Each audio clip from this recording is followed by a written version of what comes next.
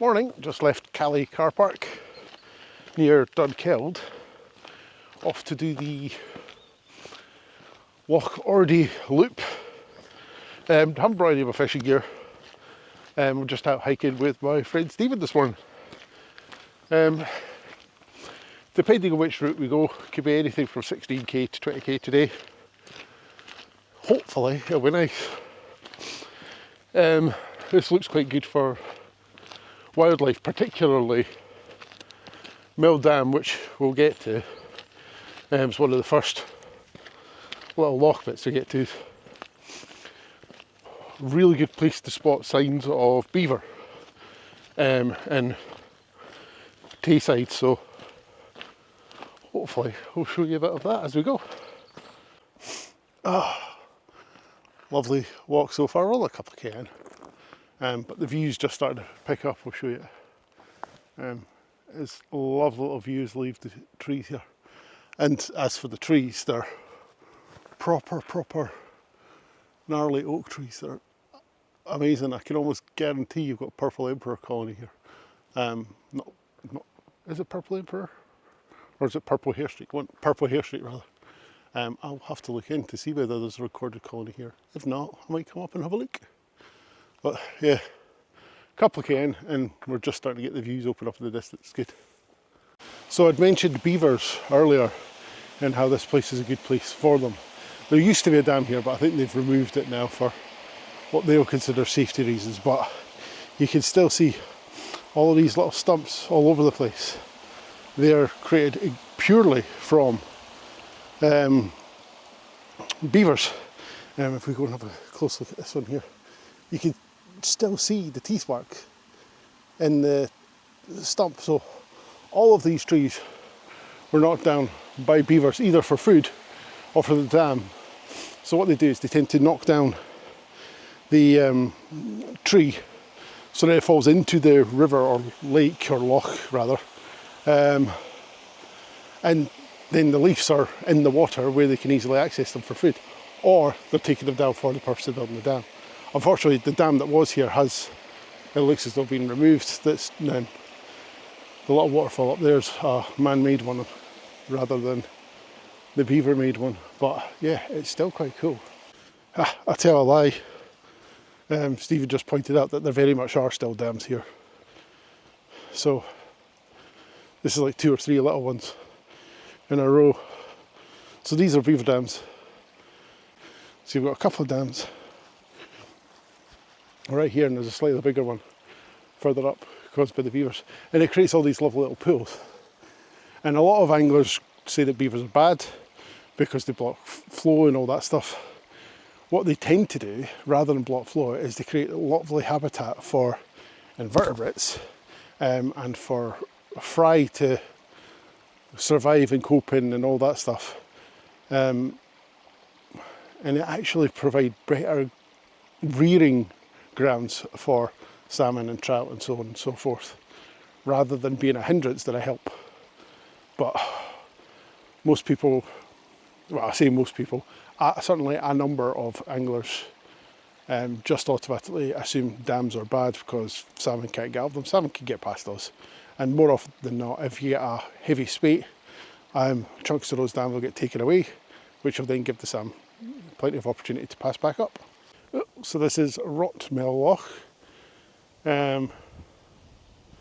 It's quite breezy here today. Nice little ripple. Haven't seen any sign of any fish in it. I know the tiny little rock Diwali or whatever it is just up from here is stocked with rainbow trout by the Athol estate, but I don't think this one is. It's quite pretty. You've got the little lilies over there. Oh, I tell a lie. That was a fish just jumped. And it wasn't a bad size either. Must have been about a pound. So maybe this one is stocked. There is a boat here, so this one could be stocked as well. Would be a lovely place to fish though, just beautiful scenery. Nice fresh air, all that. It's lovely.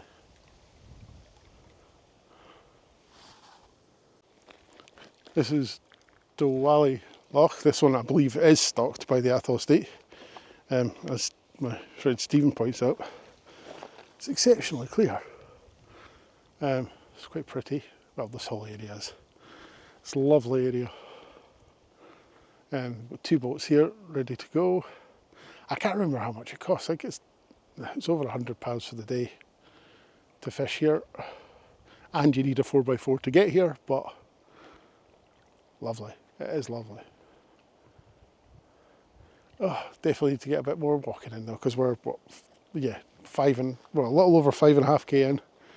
Loch Ordie still to go, which is about 9, no, actually, yeah, I think it's about 9k in, maybe 10 before you get to Loch Ordie. Still good though. Now walking next to a lovely little stream. It's quite good. I'm pretty sure there's going to be trout in there somewhere.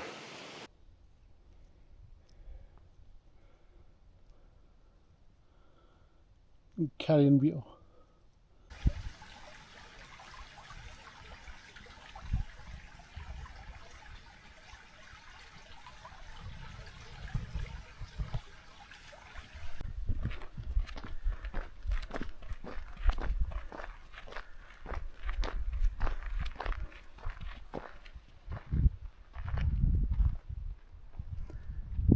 Pretty sure there'll be trout in here. There's a little pool up there. And yeah, I'll be surprised if there's not trout in that. Lovely little run, just under the bridge, and again, nice little pools here. I'm not seeing any trout, but this is the actual outflow from Loch Ordie, so there's going to be some come out from the loch. So we're now on the approach to Loch Ordie itself. It literally just appears over the hill here. Yeah, nice little waterfall. This is pretty much the outflow from Loch Ordie. And I still think there has to be fish in there. I wish I'd brought the 6.5 foot rod with me.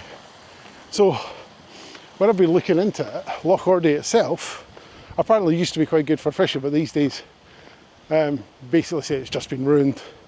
There's nothing but pike in here, and even those have mostly been fished out. So it's not considered a particularly good loch for fishing. However, since the Loch Ordie fly is one that works well in a bit of a wave, and considering we very much have that wave right now, yeah, the loch might be quite good. Not sure how well you can hear me because it is properly windy right now.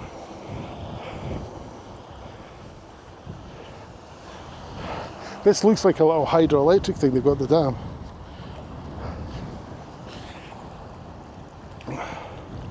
So, Loch Ordie, the home of the fly. It's quite pretty, but yeah, the wind's blowing right at us just now. The water's quite clear, but even if there was fish rising in there, you wouldn't see it. More of Loch Ordie. There's a little fisherman's hut just coming up. There's steps down and there's a little pier, but whereas clearly they did use it for fishing, but I don't think they do anymore. Just up here we've got an option in terms of paths to take. You could either go on and up the hill to the right, which will take you up, down and back down to Mill Down one way, or you could go left around Loch Ordie up a different way, which is probably not what we're going to do. We're probably going to do that shorter, easier route, although Stephen hadn't been told that yet. Probably mostly because it's still pretty darn boggy and disgusting. That way is a bog fest, whereas the other way that we're going to take is just a little bit easier. It is still pretty here though, and it's not as bad with the wind in this little bay. Still not hitting of any fish, but I could absolutely see how the Loch Ordie fly was generated in a place like this, considering it's so wind filled and you've always got a wave compared to the other lochs. Oh well, carry on. Beautiful views here, really stunning. not so much of him, but you know, everything else is pretty. And the heather's pretty much lovely and purple just now as well, which really helps. It just makes things just that little bit prettier. After a bit of an uphill slog for the past, what, 20 minutes or so, we're now on the descent. Yeah, it's uphill, uphill, uphill. Now it's downhill, downhill, downhill. We'll tell you in a sec how far in we are. I'm estimating that we're probably going to be about 18k all in. We're currently, just under 12k in. So yeah, about 6k to go. As you'll probably be able to hear, it's still a bit breezy. The microphone should hopefully hold up against the worst of it. If I do that, that might help. So yeah, it's still beautiful. We're kind of enclosed here. We've got a big hill, kind of cliffside on one side, got trees on the other side, but you've still got all the lovely purple heather in between, and obviously nice views over that way. Yeah, it's doing all right. It's a good walk today. It's getting me fitter, I think. Actually, if I turn around, yeah, you'll probably hear me better if I turn around, but walking back was probably not the best idea. I think it has helped me decide that I probably will try and improve my fitness, try and enter the what's called the TGO challenge when entries open in October, which is, and the challenge is to walk across Scotland in May next year. So it'll be about the best part of 200 miles across Scotland. You plan your own route, you do that sort of thing. It'll be quite good. But yeah, I need to get my fitness up. But more of this will help, particularly as, well, we're only a month away from the end of the trout season, so I'll have less fishing time, although I do plan on trying to get a grayling ticket for the River Isla, so I'll do the occasional fishing trip over there. But yeah, I'll carry on with the walk, because I'm pretty sure Stephen's abandoned me. Had we chosen the other route, this would be the route that we came down. We chose deliberately not to do that because it's horrible single track, and the chances are you would be covered in ticks with the amount of bracken. The route we have taken is much wider, though don't look at it from this angle. And the route we're going down is significantly better. Oh, it is still a beautiful day actually. We've done really well with the weather. It's been cloudy but not too overcast. It's been cloudy but not cold. It's mild, it's warm, it's not too windy. It's been an alright day. We've still got a fair bit of trekking to go. But yeah, we're getting there, slowly but surely. We're back at Mill Loch. It looks a bit further away on the camera, but yeah.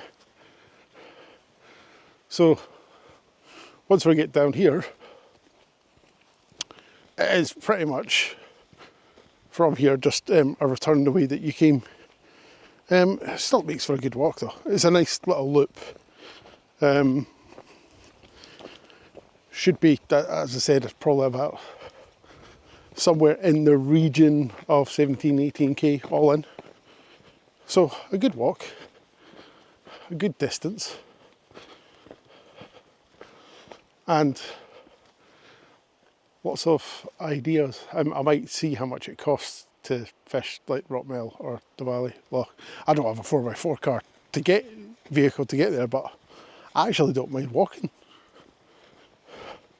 I don't mind the long walking, because let's face it, that's part of my plan, is to do more walking and fishing combined. So the idea of walking in with my fishing gear, quite appealing.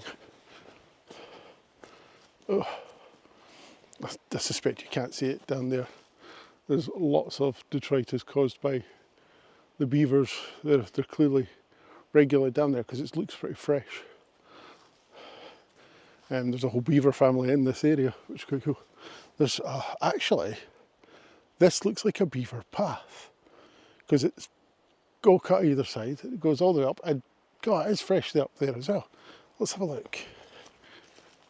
Actually, I'm not going to go all the way up there, but yeah, this must be a path that the beavers have created to get to the loch. I wonder whether there's another little spot up there that they have a lodge at. This is interesting. I would definitely, if I was coming back and had a safe place to put one, this would be a great place to put a camera trap. Well, I do have a camera trap at home, but not sure whether the safe place to put it where other people wouldn't spot it. That's quite interesting, that is. Cool. Anyway, best carry on because Stephen will be complaining about me stopping again.